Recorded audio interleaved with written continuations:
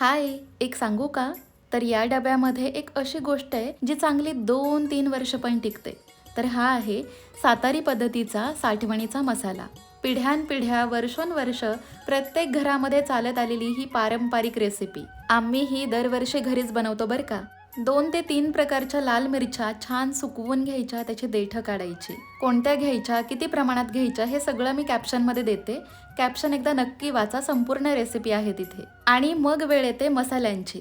तर आमच्या इथे जे सौदेवाले किंवा जे मसालेवाले आहेत ना, ते आपल्या किती मिरच्या आहेत त्याप्रमाणे त्यांच्या अंदाजाने सगळे मसाले काढून देतात. तर हा मसाला बनवताना आई भरपूर आठवणी सांगत होती. म्हणजे पूर्वीच्या बायका खूप काटकसरी असायच्या, फार बेताने संसार करायच्या, म्हणजे माझी आजी वगैरे. आणि माझी आई जेव्हा नवीनच नांदायला आली होती तेव्हा अगदीच कमी, म्हणजे फक्त जिरे, मोहरी, लवंग, दालचिनी एवढंच वापरून मसाला बनवला जायचा, तरीही चविष्ट लागायचा. पण आता मात्र परिस्थिती बदलली आहे, हो ना?